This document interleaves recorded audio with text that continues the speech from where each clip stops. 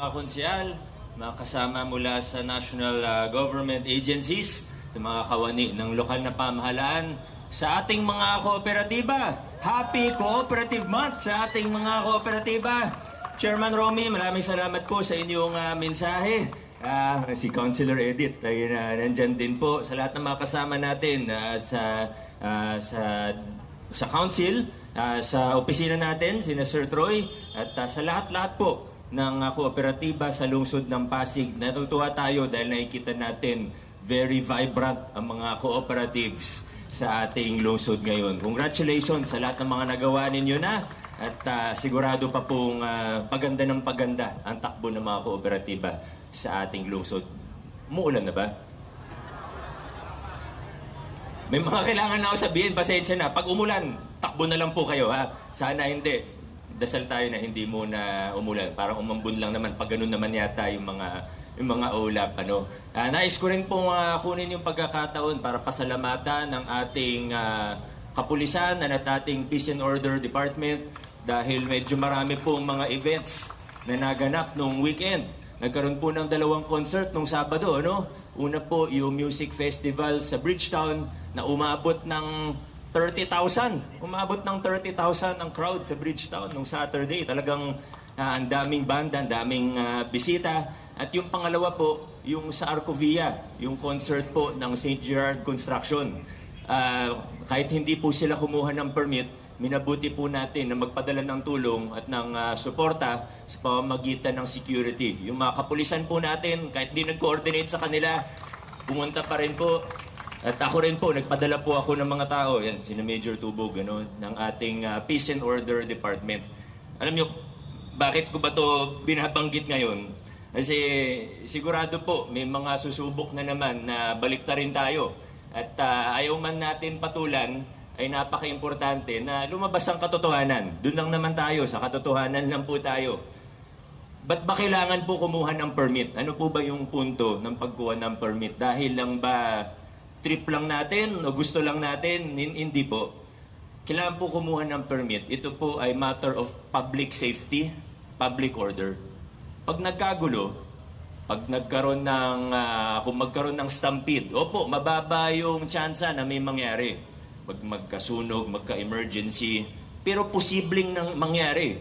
At nangyari na ito dati. Kailangan po ng koordinasyon sa pamahalaan.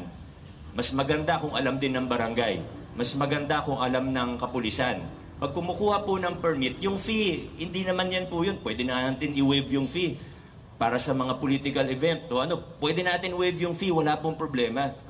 Pero kailangan ng koordinasyon para kung sakaling may mangyari, wag naman sana, pero kung sakaling may mangyari, hindi po kaya ng isang private events team yan.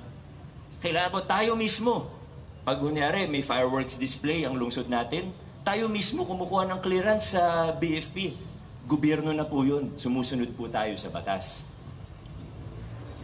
Trabaho naman po natin yun. Trabaho ng pulis yun. Kahit sabihin mong hindi kasundo, sabihin natin hindi kaibigan, tutulong pa rin po tayo. Kailangan lang ng koordinasyon. Sana, bago ang politika, isipin din natin yung kaligtasan, yung safety ng mga tao. Isipin po muna natin ang safety ng mga tao. Kaya, muli po, kahit walang permit sa atin, hindi po kumuha ng permit, walang koordinasyon, kahit yung fireworks yata, wala. Pag fireworks, di ba, dapat nandun yung personnel ng BFP, Colonel Angot. Pero, sinubukan na lang po natin tumulong para kung sakali man. Thankfully, wala naman untoward incident na nangyari. Pero, kailangan po talaga ganun. Ano man, political or non-political event, ganun po talaga. Libo-libo yung dadagsa Libo-libo yung mag-a-attend. Kailangan po talaga. Hindi yan dahil gusto lang natin o feel lang natin. Kundi, kailangan po, yan po ang batas. Nagtatrabaho lang naman po tayo ng maayos. Ang problema po sa iba, sensya na po sa mga co-op natin na kailangan ko lang po talagang sabihin. Ang problema po sa iba dyan, gagawa ng mali, lalabag sa batas, pag nasita, pag namultahan, pag nakasuhan, iiyak, sasabihin, pinag-iinitan sila. Hindi naman po pwedeng ganun. For the record, nagsimula po yung, nabanggit ko na rin yung St. Gerard Construction. For the record, nagsimula po yung mga investigasyon ng ating lokal na pamahalaan sa kanila at sa iba pang mga kumpanya nila, gaya ng St. Timothy, St. Matthew, yung Alpha, at marami pa po yan. Nagsimula po yung mga investigasyon. Pare-pareho naman po tayong walang ideya na papasok pala sila sa politika. Lahat tayo walang ideya. Una po silang nasuspend ng DPWH. Hindi pa po ako mayor noon. Una silang na-blacklist ni hindi pa po ako mayor noon. Yung mga kaso nila sa BIR, wala naman tayong kinalaman doon. Pero, pag narinig natin, pag nabalitaan natin, o may mga aligasyon, huwag na natin pag-usapan yung sa building code, tax evasion, fraud. Hindi naman po pwede magbulag-bulagan ang ating lokal na pamahalaan. Kailangan ituloy natin yung investigasyon. Anyway, hindi naman natin sila pinapamedya. Ngayon ko lang nababanggit kasi nga sinusubukan nila tayong baliktarin. Kaya kailangan lumabas ang katotohanan. Pero nung kinasuhan sila ng city sa paglabag ng building code at lumabas yung warrant of arrest, sino ba naglabas nun? Hindi naman ako, sila naman po yung naglabas eh. Nagpapaawa kasi. Tayo, nagtatrabaho lang. Kailangan natin gawin ang trabaho natin. Again, yung mga aligasyon sa tax evasion, fraud, at marami pa pong iba na umaabot sa halaga ng bilyong-bilyong piso, hindi po milyon, umaabot sa bilyong-bilyong piso, hindi tayo pwede magbulag-bulagan.